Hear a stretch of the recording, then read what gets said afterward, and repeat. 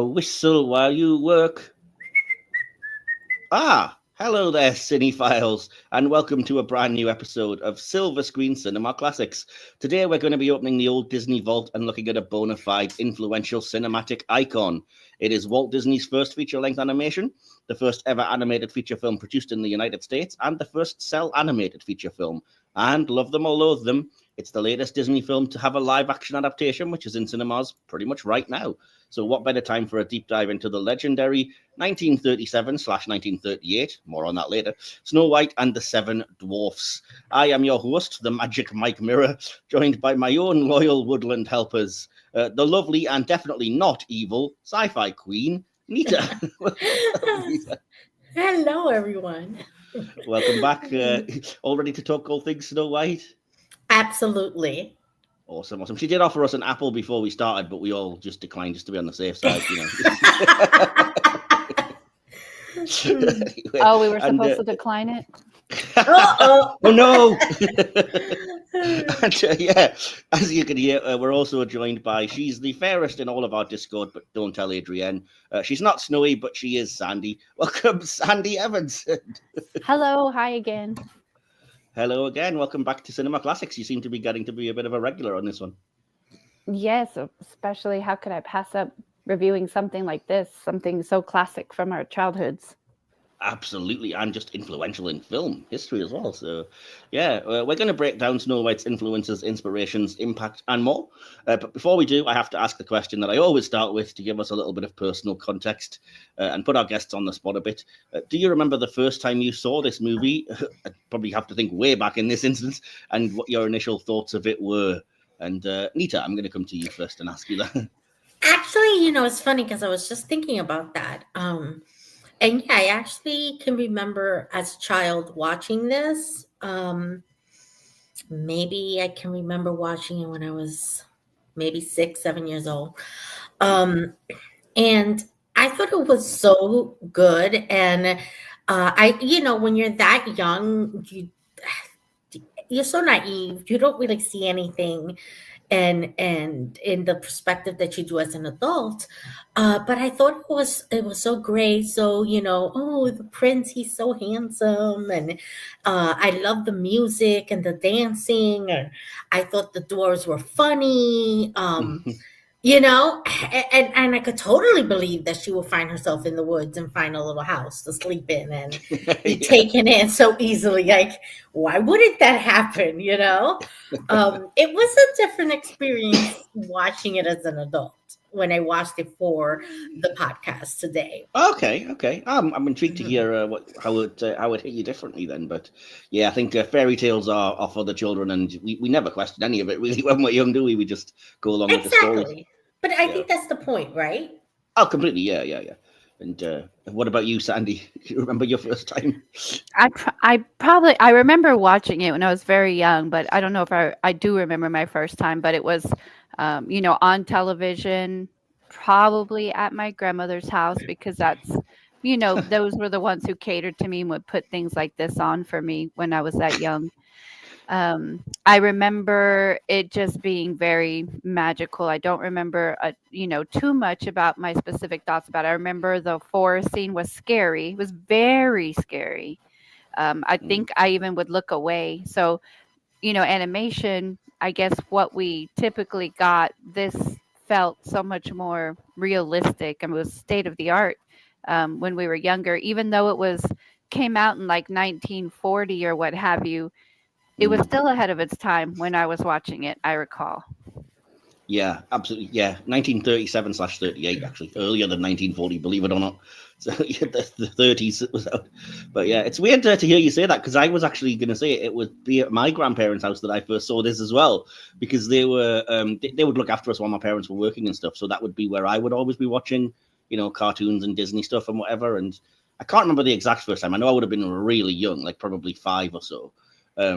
Because that was when we would used to stay at my grandparents, and I can't remember if it was on TV, which it may have been, or it may have been a video cassette back then, but an old video VHS, because my grandparents did have a few of the Disneys on video and had a video recorder back then. But yeah, I just know it must have been around then, because I know that we did an adaptation of the Disney version for a school play when I was back in first school, when I must only have been about 7 or 8, and I was really familiar with the story already by that point. So I must have already seen it a few times. And yeah, it's such an ingrained part of childhood that it just feels like I can't even really remember the first time I saw it, because it was just one of those things that's always been there.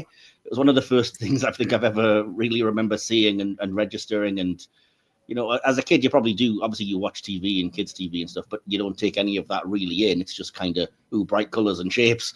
And I think this was one of the first memorable things that I watched. So, yeah. Strange that we share that in common with our grandparents showing us things when we were younger. Cool. So, yeah, I'm intrigued to hear you guys' thoughts about the movie now that you've, I assume, watched it for the podcast as adults. I've seen it a few times. Yes. So, yeah, I'm going to ask a question here now that I never normally ask, but I hear DK ask a lot in the cult classics, and I'm going to potentially co-opt it because I'm intrigued. How often would you say that you do watch this movie? Is it something that you go back to often, or that you haven't seen in absolutely years? And I'll ask you again, Nita, first. I actually haven't seen this original version in years.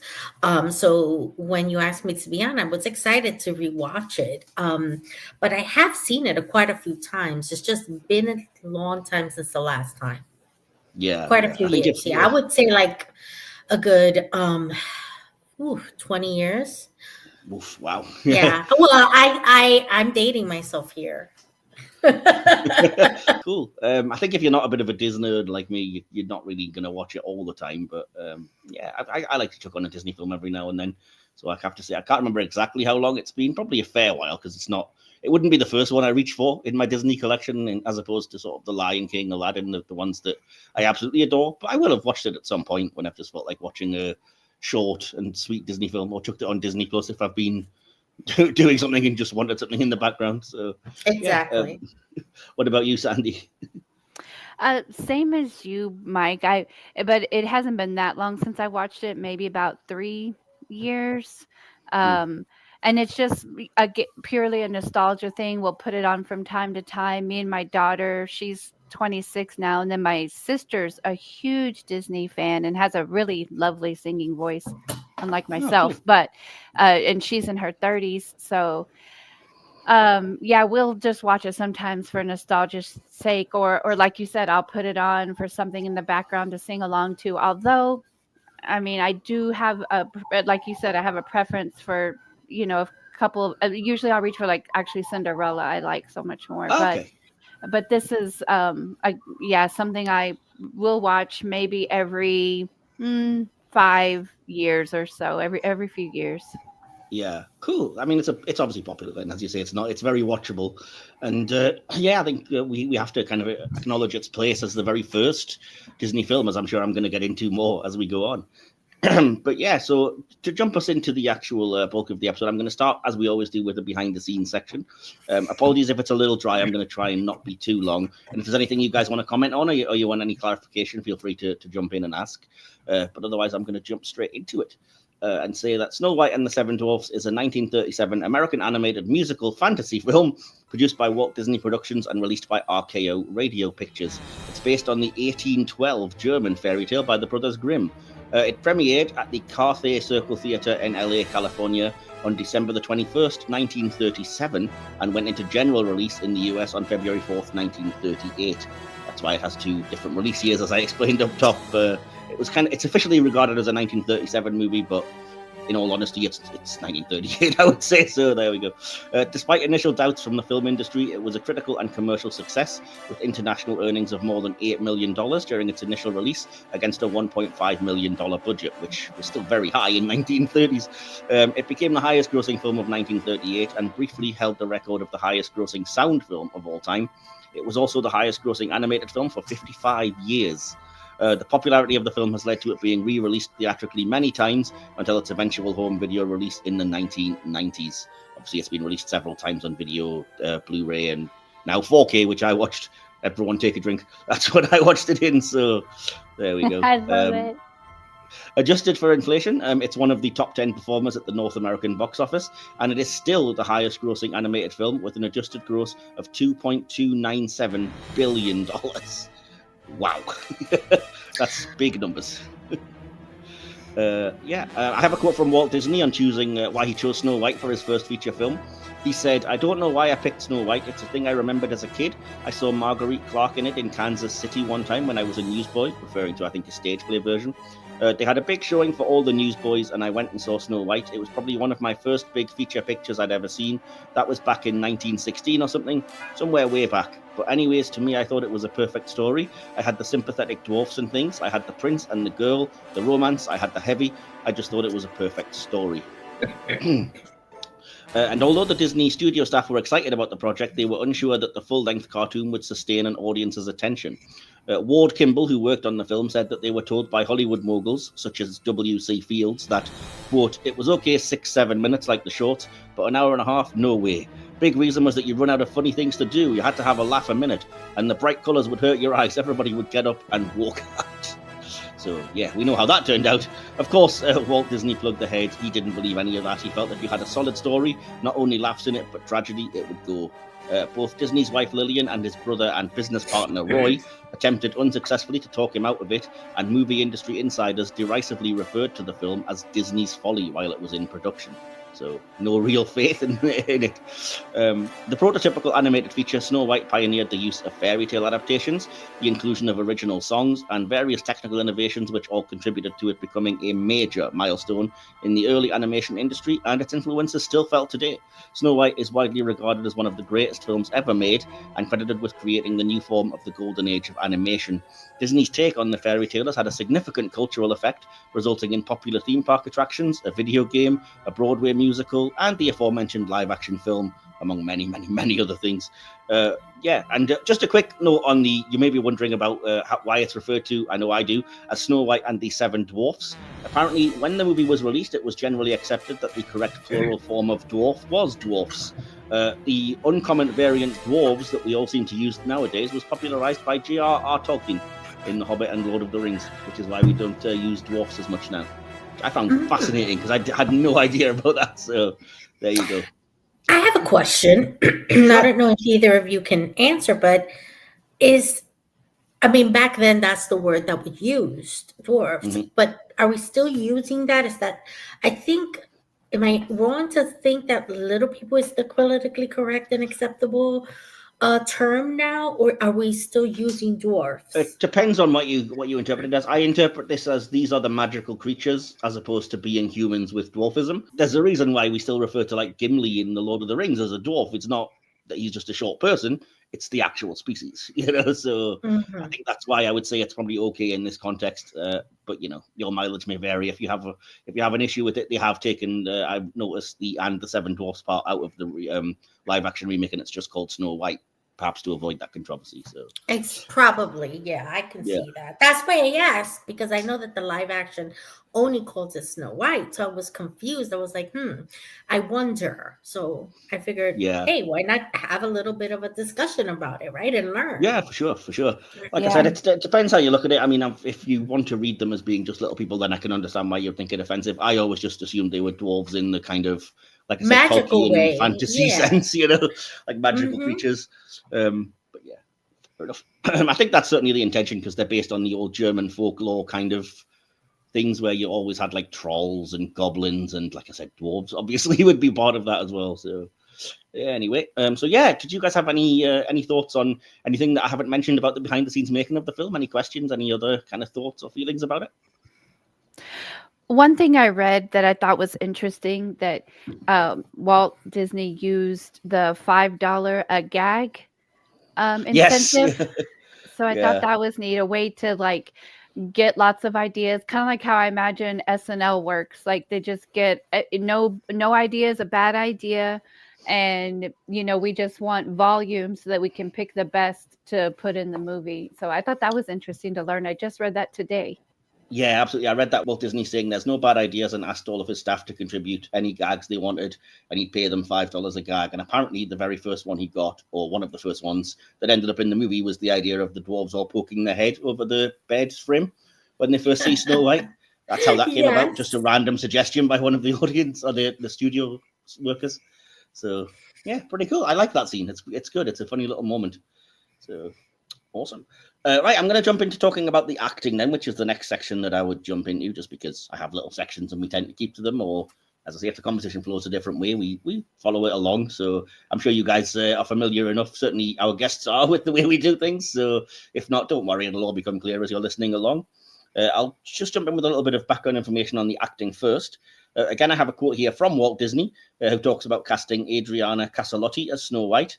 He said, "I wanted to get a voice for Snow White that would be kind of away from every day, kind of off in another world. And I was hunting for a certain quality voice, so I had a boy searching for voices. He went everywhere. I wanted someone who could sing too, because I was going to use a lot of songs. So he kept bringing these people in. So one day he came in with a voice. I listened to it. I said, that's perfect. She came from an opera family. She could do all this beautiful stuff. So I hired her." The studio auditioned over a dozen actresses for the role of the Queen before Lucille Laverne was chosen, although several members of Disney staff contended that she sounded, quote, a little old for the part. Having portrayed similar characters in Orphans of the Storm, 1921, and A Tale of Two Cities in 1935, Laverne also tried out for the role of the Old Hag. Under her initial test, the animators rejected her as her voice was being too smooth and not rough enough. She went out, came back in, recorded again, and sounded perfect. And when they asked her what she did differently, she said that she simply removed her false teeth. So, so there you go.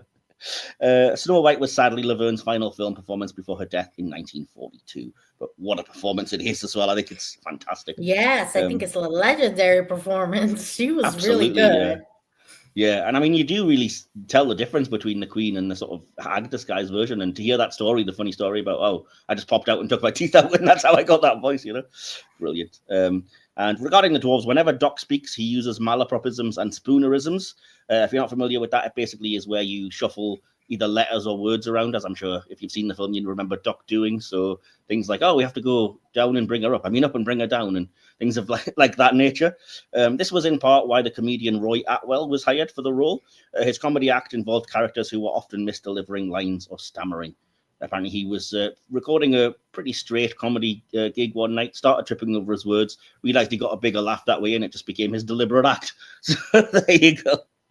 And that's all I have on the acting. So again, before I jump into talking a little bit about my thoughts on it and feelings personally, I'm going to come to you guys and open up the floor. Do you guys have any thoughts on the acting and the voice acting? I would suppose it would be what it would be in this film. I know there's not a lot of characters, but Snow White, the Queen, the dwarves, and Sandy. I'm going to come to you first now, just to mix it up a little bit. Any thoughts on that? Just that it was very, again, for something that they were trying that was new, that was a great experiment for Disney. I thought it just did really well. The voices match up to the characters, and I don't know, again, if it's just from looking back, if that's how but the voices they gave them, everything just seemed right. There was just never a moment that anything was unbelievable or I was taken out of it. In fact, the voice acting just, draws you in and brings it to life. Absolutely, yeah. And would you say the same, Nita? I think that they were just so good. It really brings the characters. It gives the voice acting gives the characters this realness. Because I think that when we look at the Queen and the Hag and Snow White, you can really see the reality of what you're watching. These are people, they're not just cartoons, and what's happening, and it really draws you in. And I think that a voice actor that can draw you in and make you feel like you're watching a live actions as opposed to a cartoon, it has really gone above and beyond their job as to just interpreting the character. Right. I think they did a fantastic job. And I mean, even the voices of, the Seven Dwarfs, they were so wonderful and well done. And I really did enjoy, I think, this time around in a different level as an adult watching it, this movie. I could appreciate the technology, the limited technology they had to work with to present such a quality movie. Awesome. Yeah, I would say the same. And it's veering into the writing a bit, but I think the characterization of this is a big part of why it works, because like I said, the characters are not two-dimensional. They all get, well, almost all get quite a lot to do. And if you think of the movie, you'll think of the way that Grumpy is characterized, or Doc's kind of kindly but dizzy demeanor, or like I said, Snow White, or the fantastic performance. For me, the strongest performance in the movie is Lucille Laverne as the evil queen and the hag, who I can remember, like I said, scared the poop out of me when I was younger, because that's just such a good villain performance. It's iconic for a reason. And good luck to Gal Gadot for trying to top that in the live action movie. I can't imagine it's going to hit quite the same way. But yeah, so it really raised the stakes, right? The voice acting and how scary she was. It like made the stakes very real. Yeah. Sure. Yeah. Oh, absolutely. Because the queen, I felt like, yes, she was this strong, evil woman, but the hag, the old hag, was meant to frighten you. She was meant to embody that part of the queen that was scary and frightening and dangerous. And for anyone to try to do that and really make the mark that this actress did, it's going to be a challenge. That's what big shoes to be stepping into. Yeah.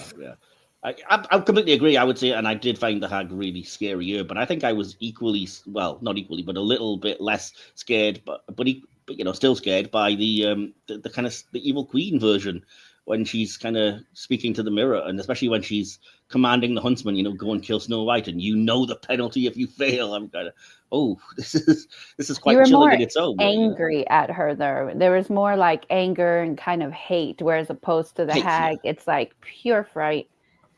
Yeah. Yes, agree. Yes, I think agree. There was this, and there's a tone of jealousy in the queen that you really can hear. Yes, and then there's this hate, like Sandy says, in the hag, and this fright that you really can hear. And that's kind of important when you're doing voice acting, is to hear the emotions, not just see them, because what you see is someone's interpretation, someone's cartoon drawing. And I think that the voice is going to give it that sense of realism.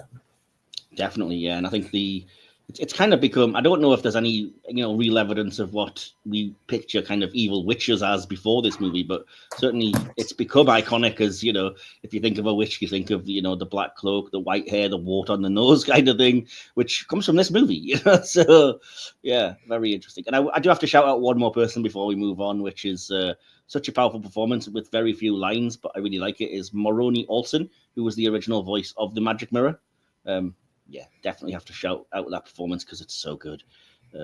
It resonates and it's got such power to it. So yeah, cool. Well, I'll jump into the writing then, and again, I have a little bit of information before we start the discussion.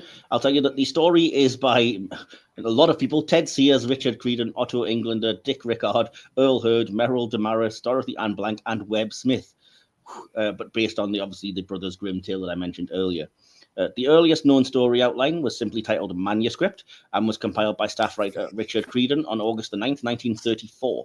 It featured 21 pages of suggestions for characters, scenes, and songs, including Someday My Prince Will Come, which was there from the start. Story suggestions included the Queen having a collection of her former enemies, reduced to a few inches in size, a Gilbert and Sullivan-style musical number for the scene where the Queen orders the Huntsman to kill Snow White, and a sequence of the Queen trying to break the mirror upon learning that Snow White has survived, with the mirror detaching itself from the wall and smashing against the Queen after chasing her around the chamber. Can't imagine why that didn't happen. I would imagine probably because it would be very difficult to animate even nowadays. Disney also decided from the beginning that each of the seven dwarfs, whom he considered to be the strongest lore of the story because of their comedic potential, should have a distinctive personality identified by a respective name.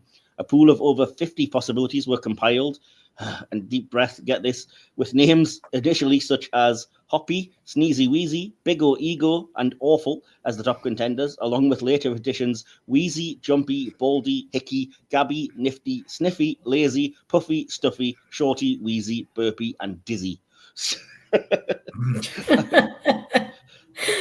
I think I like the names they settled on better. Yeah, I think they kind of settled on the right ones, I think it's safe to say. Although I am curious what Big O Ego would have been. Just a really pompous guy walking around. Hey, that's Grumpy. It's more kind of Gaston from Beauty and the Beast, really, isn't it? So, yeah. From the outset, Disney decided to discard the part of the original story where the Queen tries to kill Snow White with a tightly laced bodice, but he considered retaining the other two attempts with a poisoned comb and, of course, a poisoned apple, which is the only one that did end up in the film. And we've already mentioned Disney encouraged people to contribute their own gags. The other thing I wanted to mention personally, which it's a really nerdy kind of nitpick sort of bugbear of mine, but the line in the movie, as I'm sure you all know now, is magic mirror on the wall. Mirror, mirror on the wall is, along with things like beam me up, Scotty, Luke, I am your father, or play it again, Sam, an iconic phrase that has entered cultural lexicon despite not actually being said anywhere in their respective movie. The line mirror, mirror never appears. I don't know why it became thought of that there was that double use. It's always just magic mirror on the wall. So if you didn't know that, that's quite fascinating to learn, I think. So, yeah. Were you two aware of that, or just because you watched the movie were you wondering why it didn't sound the same? I thought maybe it had changed over the years. I never really realized that it, because I was like, well, maybe I remembered it wrong, and she doesn't say it in this one. Maybe in the remix or in movies that the later ones, maybe she says it there because I was expecting mirror, mirror on the wall. Yeah, we all do. It's kind of like I said, it's part of our cultural history, and there's been a sort of a movie version called that. There was an episode of Star Trek called that in supposed reference to this in the 60s, and yet it's not said in the movie. We just we misremembered it, and it became sort of accepted that happened, even though it didn't. It was a false memory, kind of a weird what's the word, Mandela effect situation, I think. Exactly. Definitely. I'm surprised to hear this, and I didn't even notice I didn't hear it. You didn't notice? Fair enough. Yeah, now you know. Cool. So, in terms of the writing and the plot, then again, I'm going to throw it open. Nita, I'll come to you first. Any thoughts on the writing and the plot of this movie? I like the idea for a fairy tale. I think this is a perfect kind of idea of teaching, children about trust, about, not trusting strangers, and things like that. Maybe the concept of going into an empty house, maybe that's not a great tool of lesson, but I think that one can say that you can learn that not all strangers are bad strangers, because Seven Dwarfs didn't harm her. They cared for her, and they loved her.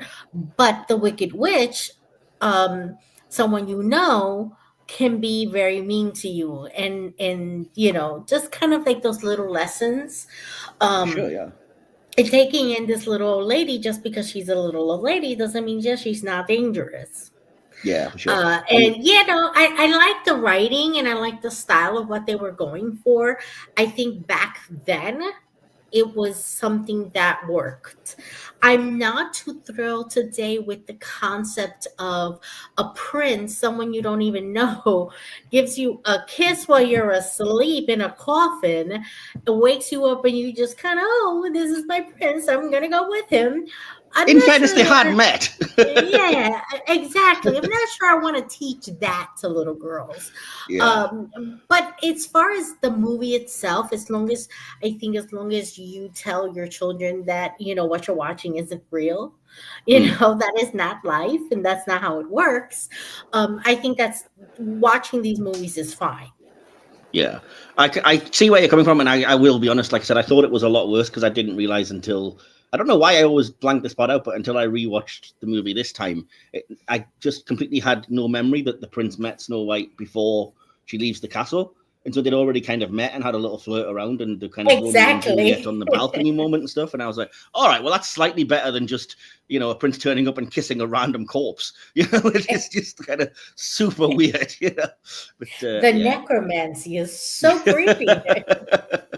It's very weird and very convenient that the dwarves were like, she's too beautiful to bury. We'll put her in a glass coffin for everyone to see. Sure, that's not at all weird. That's not creepy. What else were they going to do with all those gems? They were just locking them in a vault. Yeah. I know. What was that about? Like, sell them, make some money. Like, you're working all day long to get a bigger house so you can each have your own bedroom. You're a housekeeper, because they're a hot mess. They needed help. Yeah. Oh, but that's the kind of cuteness and the sweetness of it. Like I said, you've got to you can't really apply real world logic to it because it's such a fairy tale type fantasy. Exactly. Like the idea that she says to, her animal friends, well, if I clean up, they'll see that I'm valuable and I can stay here. Oh yeah. You're a stranger who just cleaned up someone's house that didn't ask you to. You broke an entry and then you did a break and entry and you cleaned. I'm not sure that that's reason enough to keep you. Like, I have to slightly defend Snow White again here and say that at least it explains that she thinks that, and again, this was something that sadly would have happened in the time the movie set back in the 1800s. She thinks that they're kind of 7 kids that have ended up orphaned, so that their parents have died, and that's why the place is the state it is. Which is cute that she makes that assumption. Yeah, she never assumes, oh, these are grown men that just lazy. Exactly. It's like, oh, these poor children, they need help. And yeah, exactly. I said it's sadder when you realize that that probably was the kind of thing that happened. You could come across a cottage and be like, yeah, there were a family here, but the parents died of, I don't know, cholera or dysentery or any number of things, and left the kids to fend for themselves, So in that regard, she is kind of sweet, although it does give you, again, that kind of great comedy when they first arrive and they're terrified because there's somebody there. She kind of yawns with a bed sheet on her and they assume it's a ghost and go diving out of the door, I found that interesting that grown men thought there was a ghost in their house. They made them sound silly. They really did with that one. Oh yeah, that's the point though. I think, like I said, one of the other strengths for me of the writing in this and the direction, actually, because it's got to be directed, is the physical comedy. And the fact that they play these things, like I said, it's almost like a vaudeville act or something. So you find yourself laughing at funny little things, and yeah, they have to act a little bit, dopey, no pun intended, so that you can get those kinds of things. But I mean, they would be naive of the real ways of the world. They only, as far as we know, they've only ever lived with each other. They spend all of their days, like you said, just literally going to and from a mine where they dig gems. They don't bother tidying the house or anything, so it's not like they've got they're not particularly house proud or anything. So I can believe they'd be naive enough to be like, "Oh, ghosts are real," especially once you've actually already lived through that moment where Snow White goes into the woods and. Man, how creepy are those freaking woods, man? She's seeing scary things everywhere. So if at any point the dwarves have been in the woods, they would be like scared of everything. No, the woods have encroached on our house. But, yeah, that's kind of and I mean, like I said, you can't apply. You learn you can't apply real world logic as soon as Snow White commands every creature like she's some kind of superhero. That's they're doing the housework for her. She's the original Dr. Dolittle. Exactly. Yeah, talking to the animals. Yeah. Absolutely. Yeah. Like a land version of Aquaman. She can just talk to them and make them do stuff. Exactly. But it's sweet, and like I said, it starts off this kind of idea that you get with the Disney stuff of it. It's just going to charm you. Because if you look upon it cynically, you're never going to like this movie or any other Disney movie. If you look on it as a childish thing and you're just charmed by it, then I think you will be. And like I said, because I was so young when I first watched it, I just remember being either charmed or laughing, like I said, at the funny bits, which I loved. Too many to mention, but off the top of my head, like Dopey and the soap, I think was a bit that I absolutely loved as a kid when he's going to get it and it slips all over the place and then he swallows it and he starts burping bubbles coming out of him and then his head becomes a little bubble for a while and he starts floating up and I actually like when Grumpy refuses to wash his hands just because it was a girl who told him to wash his hands. I don't think it was a gender thing. I think it was just like nobody's going to tell me to wash my hands if I don't want to. But he did express, if you listen to the movie, he did express that girls are nothing but trouble. Oh yeah, many a time. But one of the other things I like him over. She changed. She did. She definitely won him over. I can change him. Yeah, and to your point with regards to that, Sandy, I was just going to say it's kind of commonplace to us now, but for a kids animated film in 1938 or whatever, Grumpy gets an arc.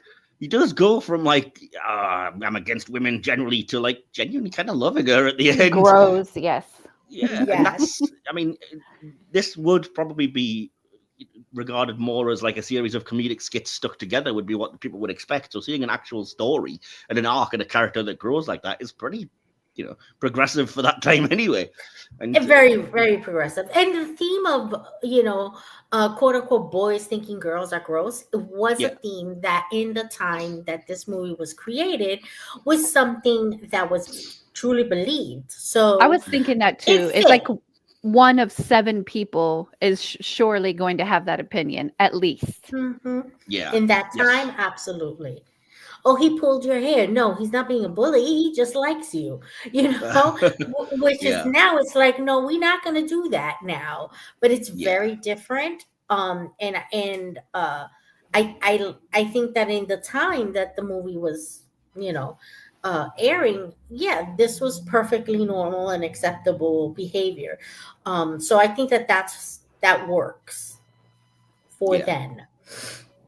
That's fair enough. I mean, I was just going to say that you could argue, I suppose, and I'd be intrigued to know you guys' thoughts on this particularly. That there's a lot of dated attitudes, and of course, there's going to be in a film that's to be honest, almost 100 years old. So obviously, the idea that the Queen hates Snow White purely out of vanity because she's better looking, I think, in a lot of ways, is something that apparently the live action movie has removed in favor of. Oh, the Queen doesn't like her because she has a claim to the throne or something, and it's more about power than just who's fairer or whatever. And likewise, as you've already said, the idea that Snow White is a woman who seems to be, oh, I'm just biding my time until a prince comes and takes me away and sweeps me away from all this, which is, it's a fantasy idea and it's cool. And if you're a woman who, you have that romantic bone in you and that's what you feel, then fair enough, you're entitled to feel that way. But I certainly wouldn't necessarily think it would be something that would be foregrounded in a movie these days as being the norm, perhaps, is the way to I put it. think that the trope of women being in competition with women was something that was very, very popular at the time of this movie. So I think that the idea of bringing that into this movie made sense to these people. Right. I think that that has actually caused more harm than good with female to female relationships and the idea that you're in constant competition with other women when you're not.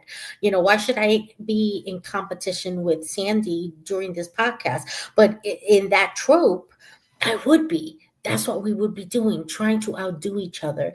And it's, and the idea that Snow White needs to have a prince, it's also very common in those times because women weren't allowed to have property or really hold any profession they wanted. There was limited jobs that they can do. And most women who married would lose their job because they no longer were expected to work.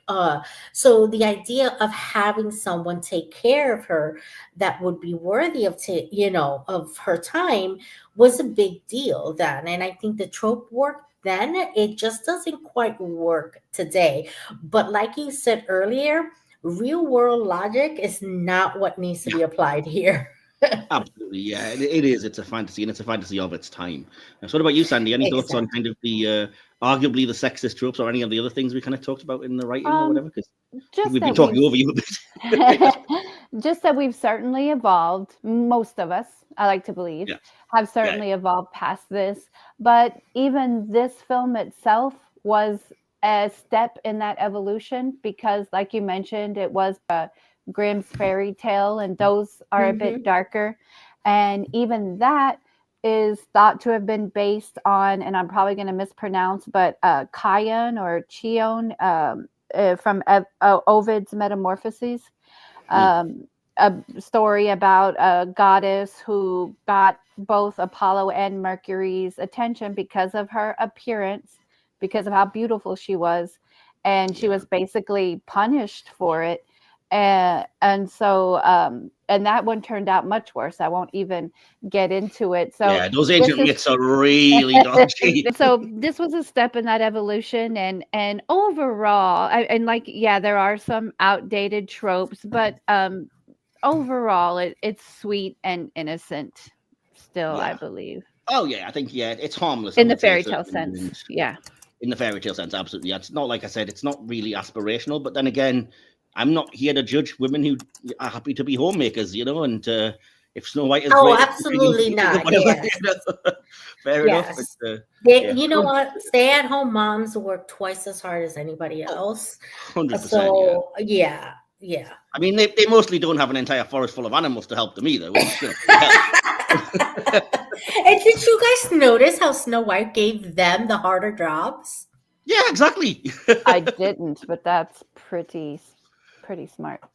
I remember liking a lot of the kind of clever stuff. So I love the idea that they use the turtle's belly as like a washing board, because obviously at the time that's what you would do to wash stuff. So that's what they use because there's an animal there.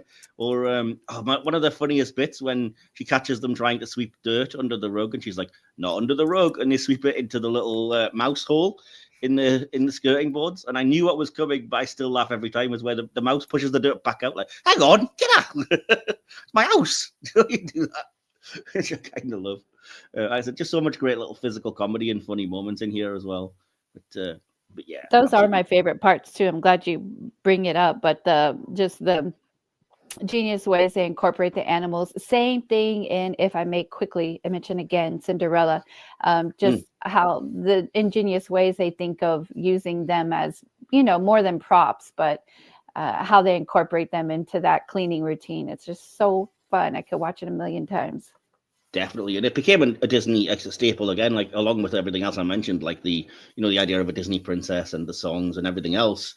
I mean, the animal sidekick became a much more common thing because of early films like this, where the animals were not sidekicks; they were either main characters or there were groups of them. So things like Snow White or Bambi or whatever else led to, I think, even the point where you had films that were not really about that were about human characters, and they were always like, we've got to put in a funny animal sidekick to do something, otherwise it's not going to have that Disney sort of humor to it. So yeah, no, I absolutely agree. Yeah, that's one of the things the live action ones I think kind of they suffer a bit because it wants to lean away from that more what they probably regard as more ridiculous things. So the animals have to be a bit more realistic, even though they can move around and talk.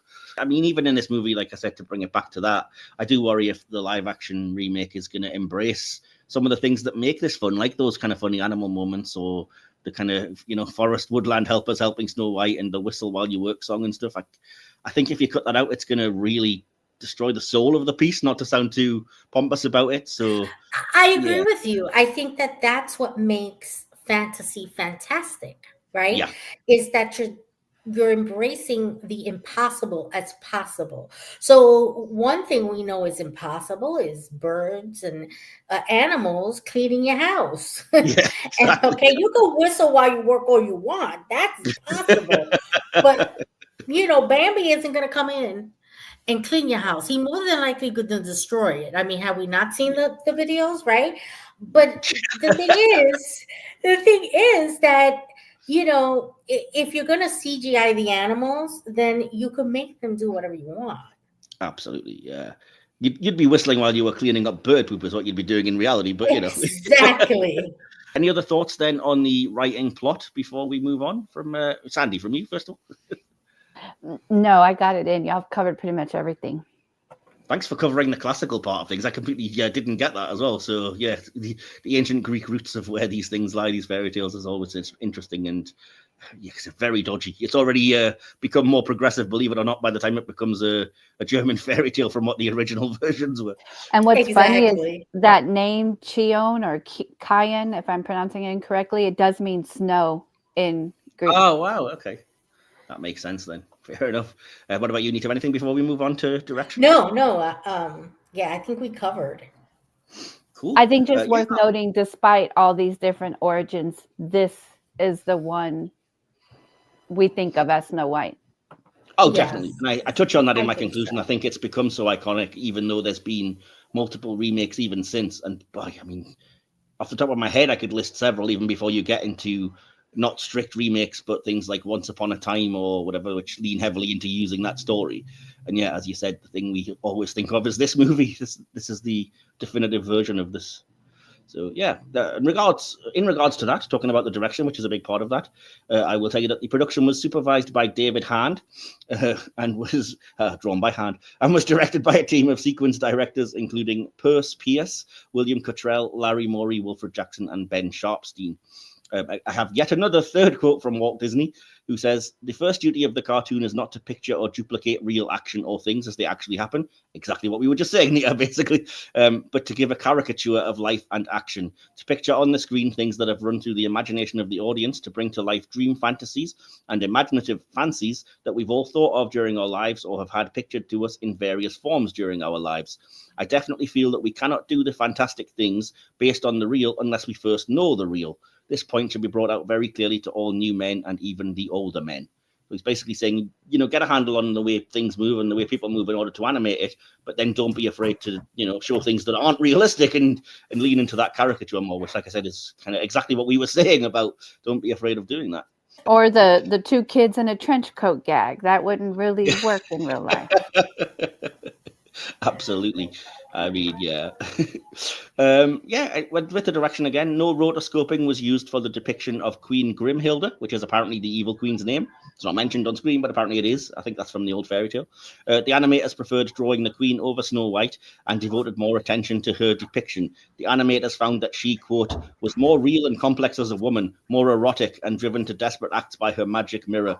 Particular attention was paid to her, quote, lovely, cruel mouth and eyes and her graceful movements.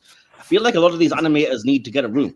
I think they were a little bit in love with her. I agree.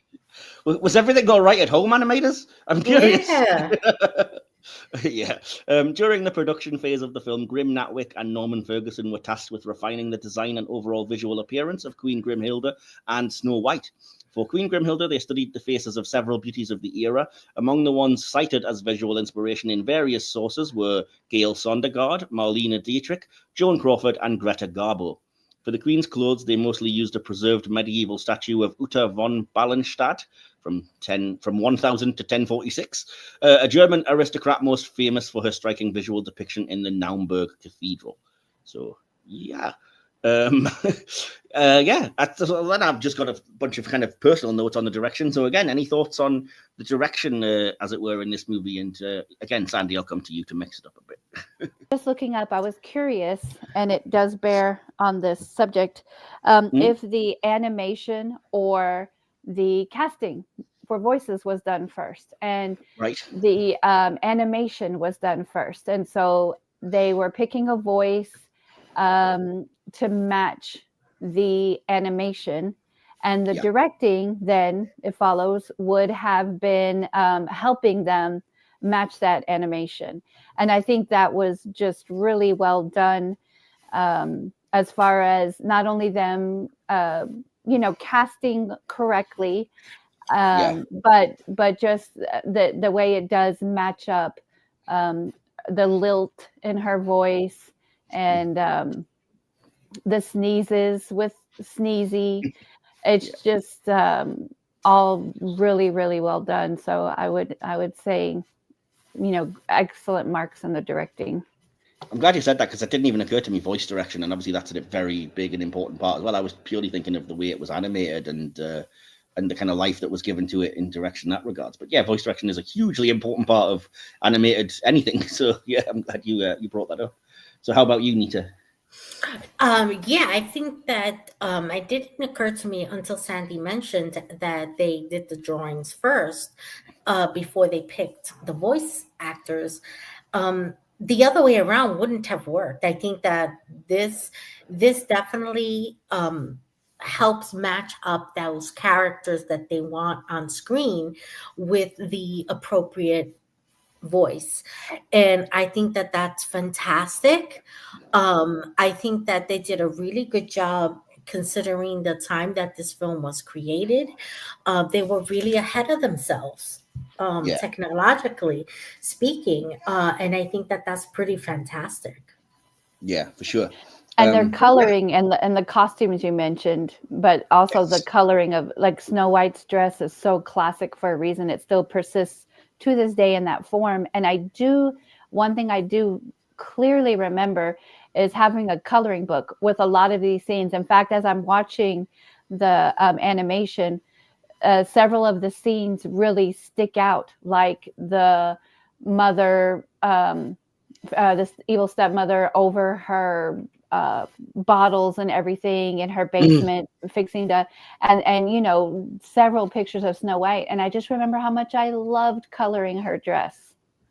Yeah, it's definitely become the iconic de facto thing. I remember, like I said, we did a school play when I was around 7 or 8 based on the Disney version of Snow White, and I remember they painstakingly recreated the Snow White costume of the blue with the puffy sleeves and red in it, and the yellow dress and the little bow in the hair. So yeah, and I do notice they've done that again for the live action remake. They haven't veered at all away from the iconic look of the character, even though I think the haircut does nothing whatsoever to flatter Rachel Zegler. I mean, maybe should have considered that they could have changed that. Poor girl, yeah. And besides the coloring, but the shading and use of shadow, and my favorite part of the animation is the way the gems sparkle in the mine. Oh, I'm glad I have that exact same note. It looks beautiful. It is so cool. Is so beautiful. And, as I mentioned earlier, everybody get your drinks ready. I watched this on 4K, which I went out and bought specifically. I want to hear more about that. I was going to say, so do I. I wasn't going to because I already owned the film on Blu-ray, but as I was doing my research, I read that they did a really good, fantastic 4K kind of upscale conversion for this, and that it became the de facto version that they use on Disney Plus and everything because it was so good, even though it's like the oldest film they've ever done that process to. And you can really tell the animation just pops so well, and it's so fluid. I don't know if that's a result of the upscaling or what, but I'd noticed it seeming a lot more, like I said, of the fluid animation, less jerky, and it seems like it flows so much better, which I think helps the story itself to move along better. And like you said, moments that were already stunning just look amazing. The shining of the jewels in the mine when it got there, I was like, wow, this looks incredible. And having even like the classical style that Snow White is done in, it always felt kind of ethereal, and it's very 40s. She's kind of got for me, kind of a very Betty Boop-ish kind of face and everything. That's true. And that kind of, again, it comes out all the more when you've actually got the details crisper and cleaner in front of you. And it's I will say her proportions are more understated, as opposed to our later princesses.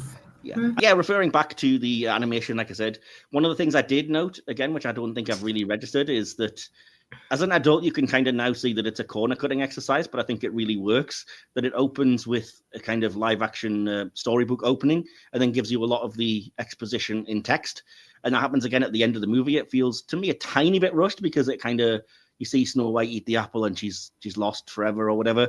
And then it cuts to the book opening and saying, and then this is what happened. The dwarves did this, and then the prince came along. And I was like, all right, that would have been an awful pain in the butt to animate a lot of that stuff, which is pure exposition. And I think it's perhaps cheating, but it's also really effective the way they just did it as a little bit Agreed. of, you've got to read to pick it up.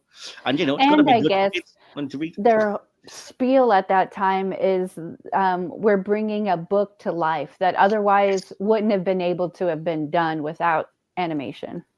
Absolutely. Correct. It brings to mind, and again, this might not seem related, but it weirdly kind of is, when the very first Superman movie came out, it opens with them opening an Action Comics and then zooming in as if it's like, we're bringing this comic to life. And I just remember thinking, oh, that's really cool. So I think that's kind of perhaps a reference back to this, which was kind of, we're bringing a fairy tale storybook into life now, and the stories are now going to be lively. So, yeah. But I do want to shout out a few things with regards to the particular animation while we're on the subject. First of all, again, it's 1938 when this came out, and you've got effective water ripple animation when they're kind of washing their hands and stuff. That's difficult to do even now. And they weren't afraid to go with it. Just the sheer amount that's going on with the animals all cleaning and stuff, and they managed to keep it, there are apparently some small animation mistakes, but I've got to be honest, I didn't spot any of them. I thought it looked pretty fine. Even the dwarves, when they are coming home, when Snow White first arrives and they're walking through that valley, and their shadows, how they grow up on the wall, and the lights and shadows in the valley, even though the sun's not shown setting, you know where the sun is, you know where the light source is. And I really appreciate that scene, just the foreground in darkness and where the light shines in the valley. Just really Definitely. I have a little bit about that in the VFX production design that I'll get to, because it kind of explains where that idea comes from, the more kind of the use of light and shadow and the more gothic elements. But I'll get to that in a minute. Because I did want to also shout out, related to that kind of water thing that I was mentioning, the animated rain in the end sequence. Again, that's not easy to do. They could have decided that it wasn't raining when the queen died or whatever, but they went for it. Yeah, and you really got to give credit to these animators that didn't have the technology that animators today have. No hate on today's animators; they do an awesome job. But when you're working with so little that you can make such a film, that really says something.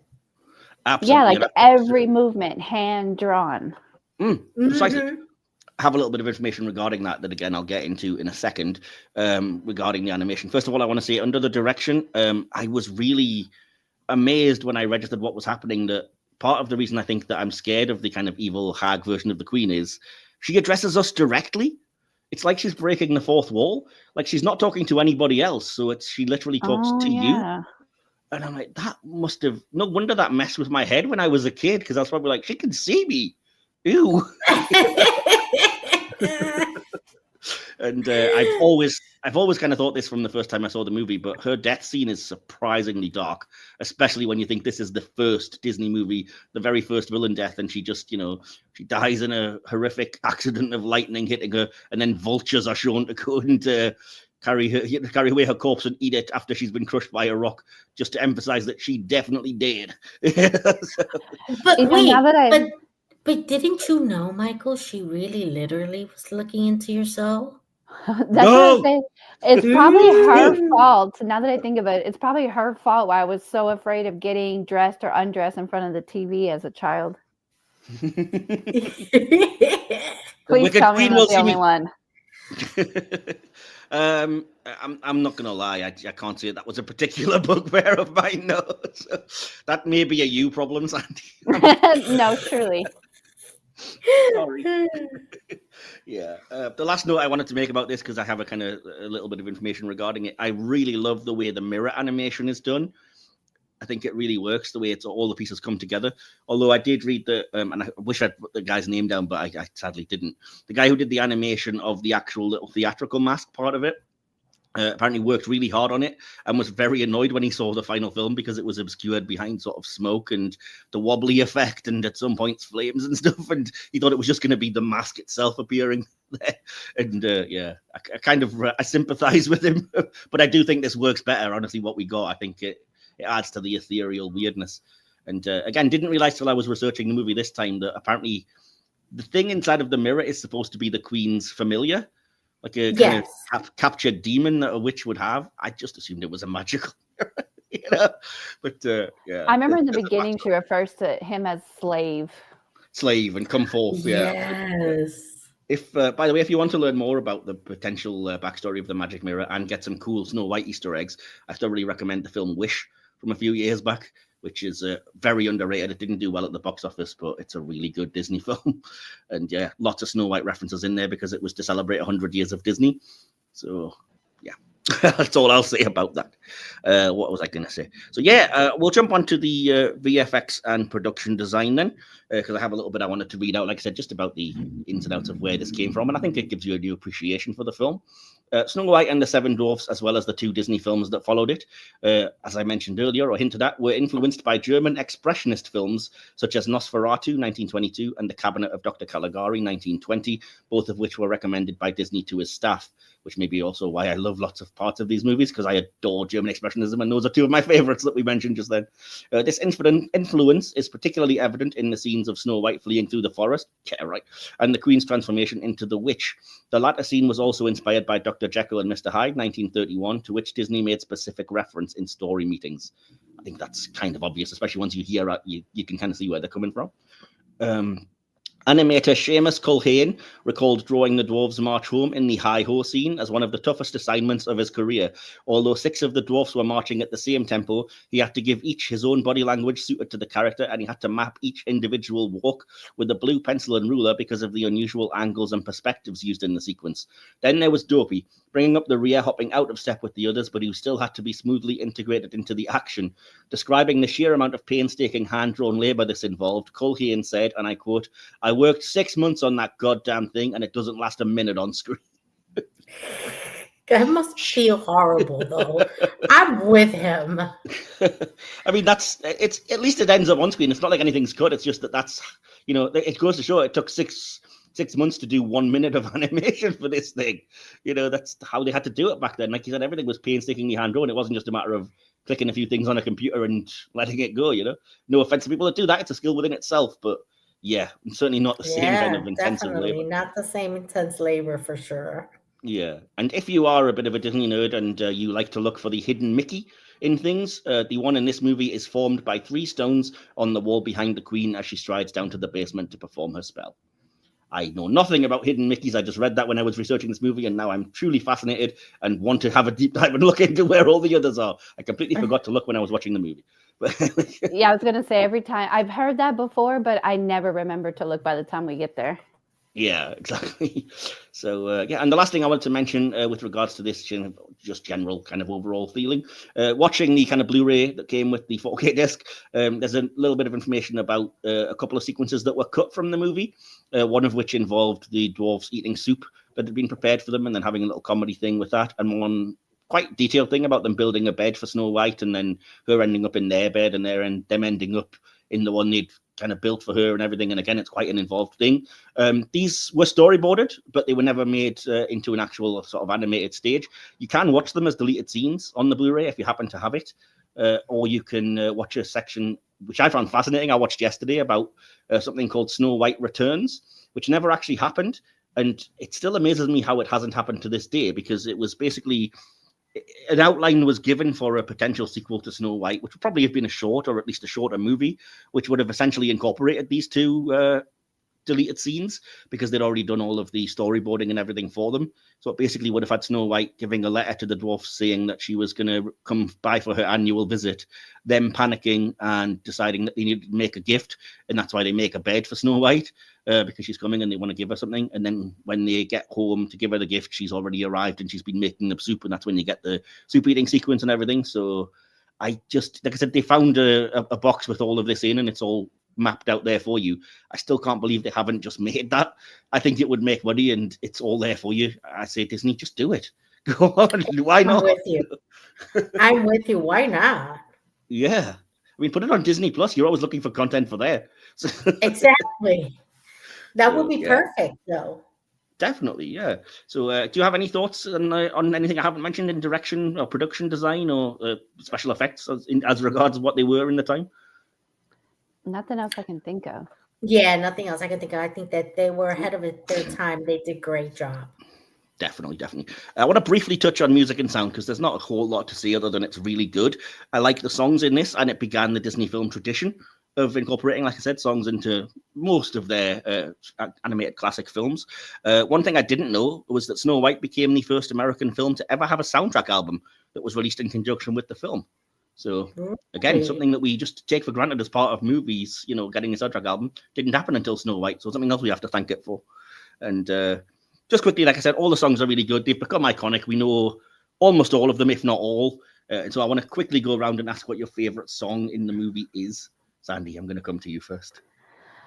I think the Whistle While You Work is pretty iconic and something I remember even using when I was young and having to clean my room or having to set about some task I really didn't want to do. I would imagine being Snow White and having, forest friends to help me, just like you did with the podcast, only we're real.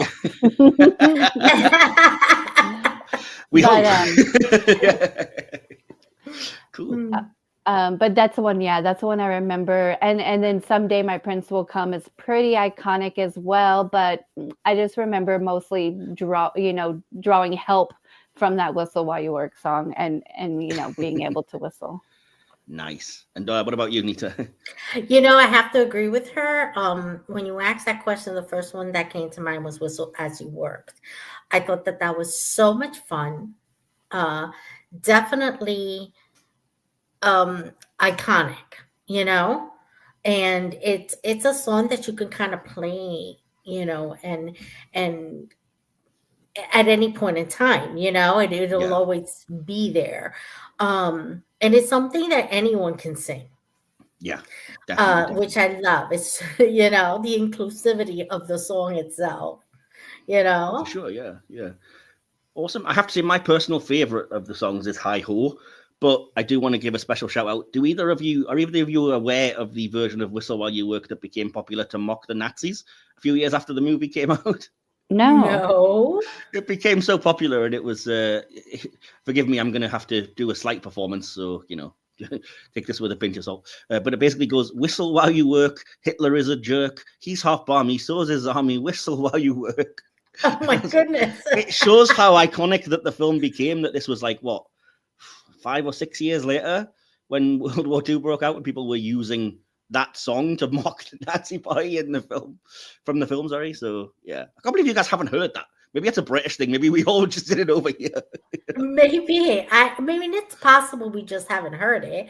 But yeah, that sounds like something they would do at that time. It's Yeah, to take an absolutely, iconic song and create this, Yeah, this kind of mocking song. I like the idea though. Oh, definitely. I mean, yeah, when we used to hate Nazis instead of half of the government being with them. Exactly. Anyway, so yeah, It is kind so of any amazing last, to think it came out at that point in history, though, because I think of it as being from my childhood. I would have thought, if I didn't have some place to reference it, I would have thought this came out when I was a kid. And it's just amazing to think it came out when our, grandparents were kids. Yeah, definitely. Exactly. I mean, it's when you look at the number of generations that must have or could have grown up with it, you must be onto the fourth by now, at least, of people that have grown up watching this movie. And yeah, I mean, we talked about Nita when we were discussing King Kong, how amazing it is that film is almost 100 years old, but we still watch it and it still holds up. I mean, the same thing is true of this. I mean, these are films, like we said, King Kong was from 1933. This is from 1938. And they still work. They're still brilliant movies, So yeah, I'm pleased that we still have them and we can still watch them, and they weren't lost to time. So then, before I jump into the next bit, which is the audience critics response, and then we give our own thoughts on the movie and favorite bits and pieces, do you guys have anything else you wanted to bring up before I do that? Mm-mm. No. Cool. Right. Well, as I say, I will jump into the next section, which is the kind of critics' response to this.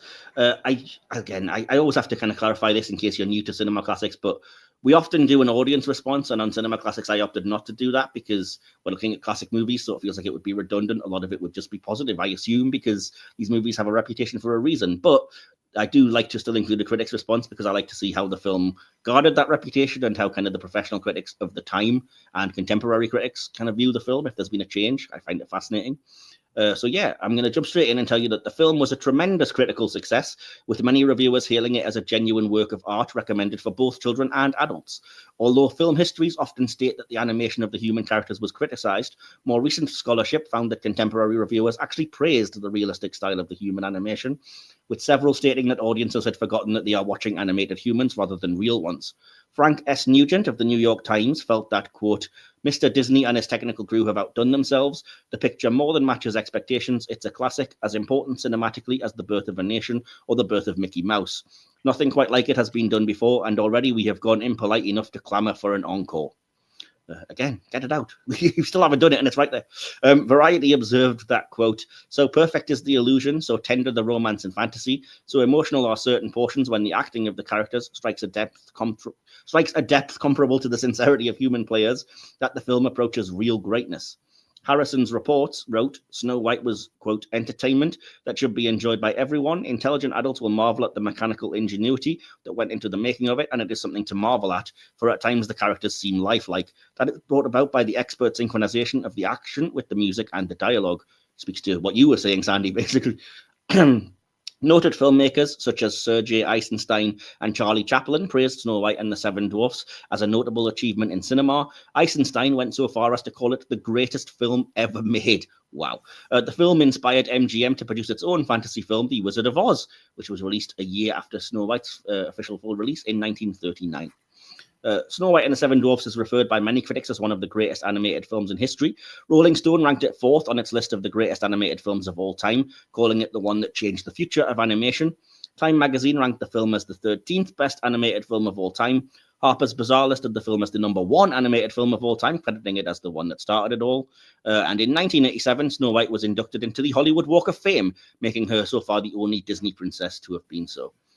Snow White was nominated for Best Musical Score at the Academy Awards in 1938, and the next year, Walt Disney was awarded an honorary Oscar for the film. The award was unique, consisting of 1 normal-sized plus 7 miniature Oscar statuettes that were presented to Disney by Shirley Temple. And if you haven't seen that clip, I do recommend looking it up. It's one of the sweetest things you will ever see. It's, Shirley Temple asking Mr. Disney if he loves his little Oscar statuette and 7 others, and him saying, "Oh, I think they're absolutely marvelous," in that kind of old-timey way that people do, you know.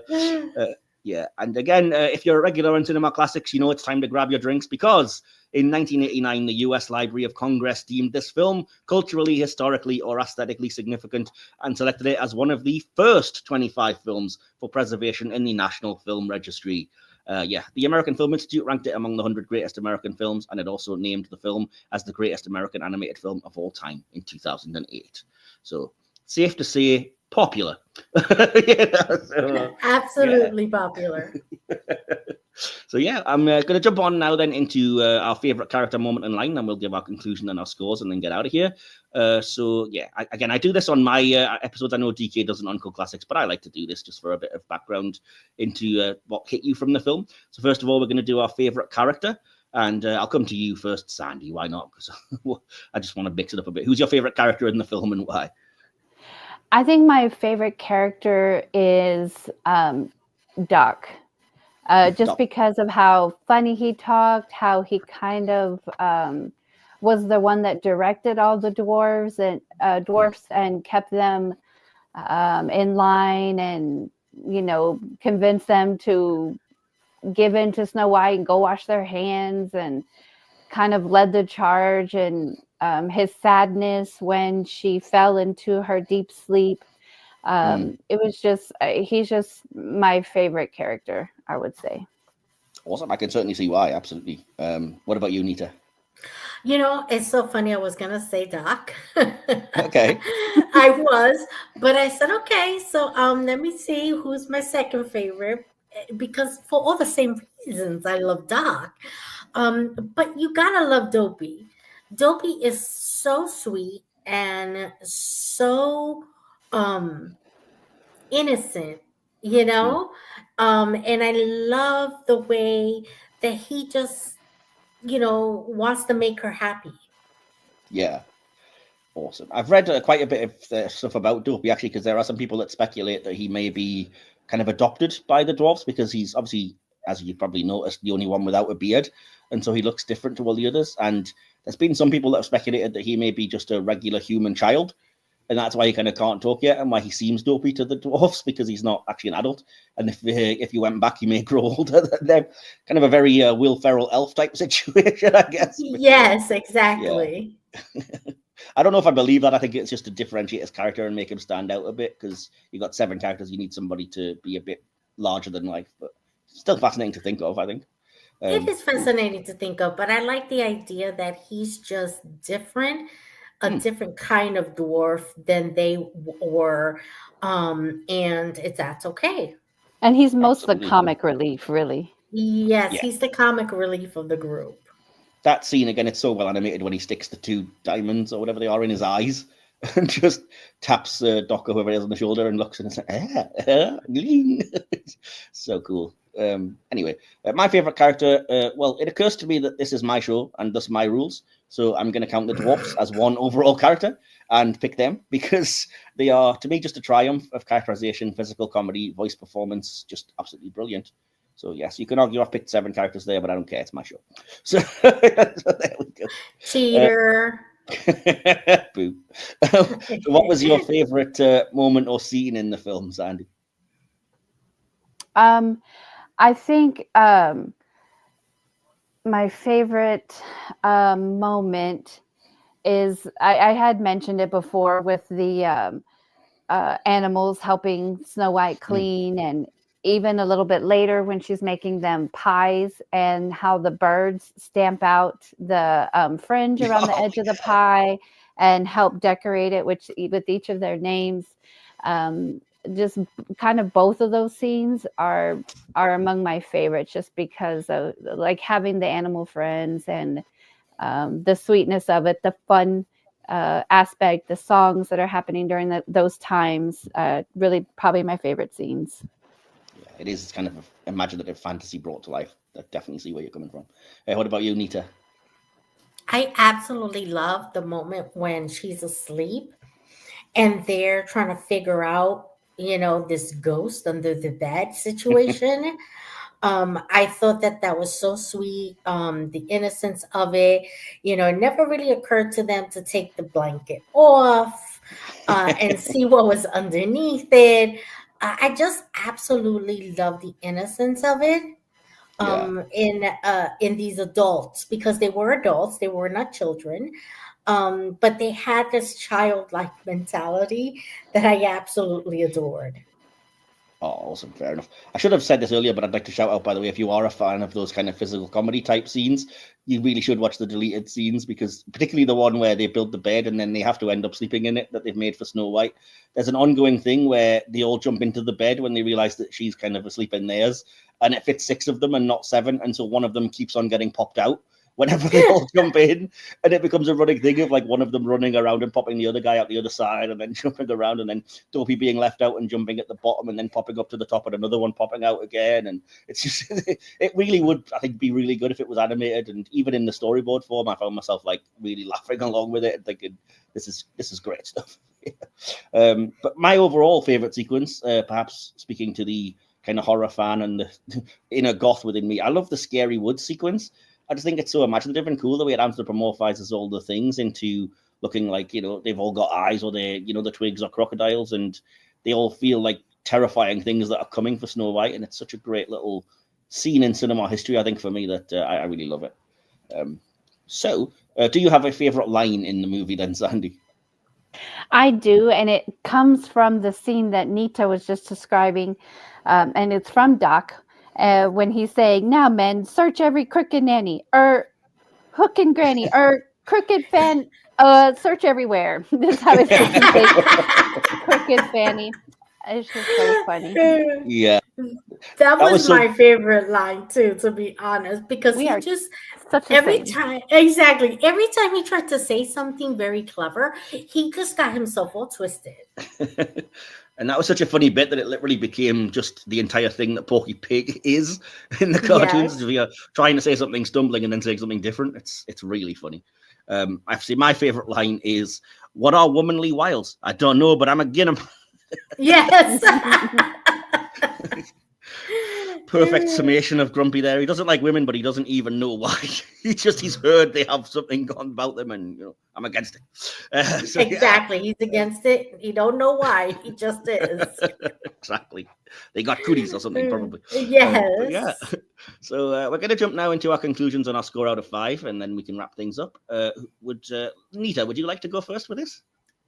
I have to say that I'm going to give this a 5, because I think that given its time, it was an excellent film.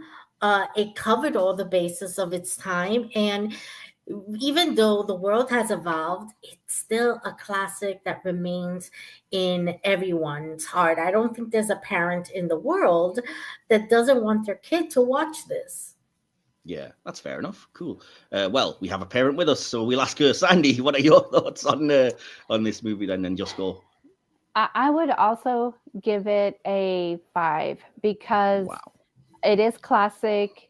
Again, the animation is really so beautiful, but it's also an important movie because it set a standard. It said, our children are worth investing in, even though it wasn't strictly, it was for adults entertainment and wonder as well, but it really set a standard. Like you mentioned, MGM then wanted to release a fantasy film after that, which Wizard of Oz, which was iconic, but everybody had to do better. They had to have better music, better story, better animation, and now look where we are.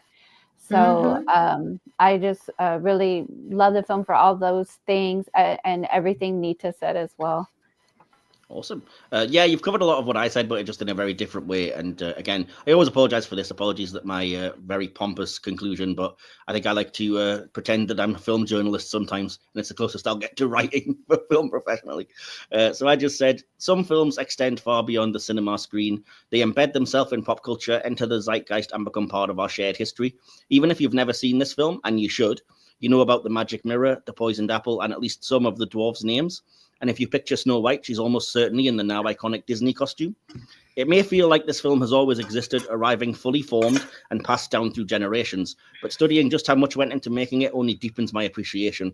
More importantly, it's simply great. If it wasn't, none of its legacy would matter.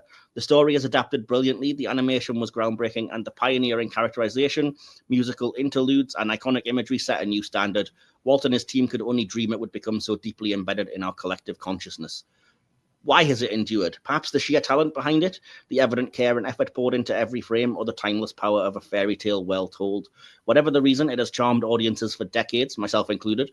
I can't help but smile at the dwarves' antics, be awed by the queen's terrifying presence, and yes, fall a little bit in love with Snow White herself. There's a reason this film launched a cinematic empire spanning 63 films and nearly a century. Of all the Disney remakes, this upcoming one seems the most like a, quote, fool's folly. But then again, they said that about this once, and how wrong they were. And I also gave it 5 out of 5. So if you bear with me when I try and work out this complicated average. Oh, Tiny, you need some help from your forest friends? Carry the one. If I worked that out correctly, that is a 5 out of 5 and a perfect score for a very deserving, very important movie, Snow White and the Seven Dwarfs. And I'm thrilled. I wasn't sure that would be the case, or if you guys would mark it down for anything. And I think it deserves to be regarded as a perfect score, like I said, just for the sheer impact it had on cinema and on our lives, as kids and onwards. So yeah. And so we reach our own happily ever after, or at least until the next episode. Thank you to my brilliant guests. This has been a fantastic discussion, and I've really enjoyed it. So thank you, first of all, Nita, for joining us again. Oh, thank you for having me. I always enjoy hanging out with you. Awesome. You didn't mind not having DK here then? I did mind that. It's breaking my heart. I'm going to go cry when this is over. I'll make sure to keep this in the edit so that it can be like a plea to him to come on. Yeah, he needs to get it together. The Simeon crew needs to come back. Oh yeah, definitely. I'm looking into films because we've got a lot planned for this year, but I'm looking into Monkey and ape related movies for next year to put on just deliberately so that we can join up to review them. Yes, that's a reference to the fact that we randomly ended up reviewing Planet of the Apes and King Kong just within a few weeks of each other last year, audience, if you were curious. So yeah, and where can people find you on the internet then, Nita? You can find me on the Sci-Fi Queens on Facebook, Instagram, TikTok, X, Threads, on YouTube, the Sci-Fi Queens podcast. Our next episode will be March 7th at 9 p.m. Eastern time. And we're going to be talking about Lower Decks and review the entire 5 seasons. Awesome. And our review of Star Trek Lower Decks is already up on our sister channel, which is Scoo Trek, which Nita did join us for, I have to see it, and we had a fantastic time. We had a great time.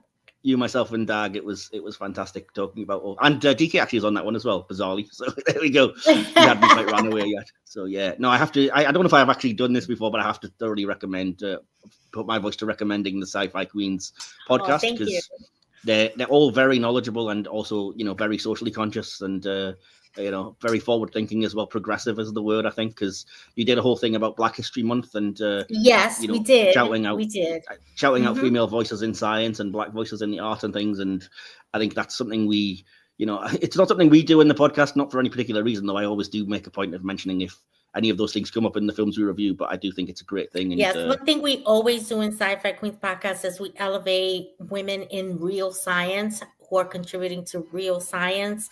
We elevate the women who have contributed to sci-fi in television and movies and in books as well. We will elevate male voices as well, but our priority will be to elevate a woman's voice and a woman's knowledge and contribution. Absolutely. But yeah, thoroughly recommend that. Please do check that out. Check that out if you're a sci-fi fan or just a fan of like listening to people who know what they're talking about, review things, which is always fun.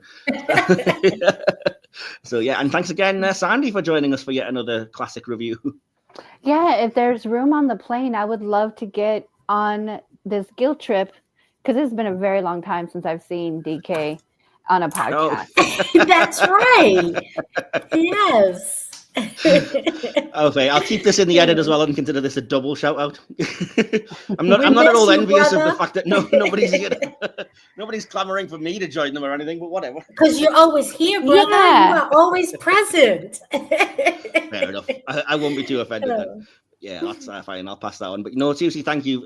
You've been a good voice in the cinema classics just generally, and always value your opinions and insights. Do you have anywhere people can find you on the internet, or are you avoiding it wisely these days? Still keeping a low profile. Although, and not that you haven't done your duty in mentioning it before, but now I'm really intrigued by the Sci-Fi Queens podcast, so I'm going to look for that. Oh, wonderful. Look it up on YouTube. Yes. Yeah, their YouTube channel is the best place, I think, to find it, because they do a lot of hard work on it. So, yeah. Thank you, everyone. If you are in the audience, thank you for joining us for this examination of a little piece of film history. As regards our own links to all our social media are always going to be in the episode description, and as always, will be popping up on screen if you're watching on YouTube, or probably in our little outro that you can hear Lady Vianne's dulcet tones and see them on there as well. So yeah, join us again then in just 5 days' time as Silver Screen Original reunites our own Edgar Wright fan club, myself, DK, and Michael Whaley, to look at all things 60s, Soho, and spooky. And until next time, remember what the customer waiting at the photo shop said: someday my prince will come. Bye for now. Bye. Bye. You have been listening to the Silver Screen Cinema Classics Show, part of the Silver Screen Podcast. Cinema Classics is hosted, produced, researched, scripted, and edited by Michael Wilson. Additional material by DK. Follow us on social media, our YouTube channel, or wherever else you get your podcasts. Links to all of these places can be found via the link tree in each episode's description. This podcast is a Media Matters original production created by Mike Wilson. Don't forget to like, subscribe, and share far and wide. Join us again next time, and hopefully this could be the beginning of a beautiful friendship. Here's looking at you, kid. Cut!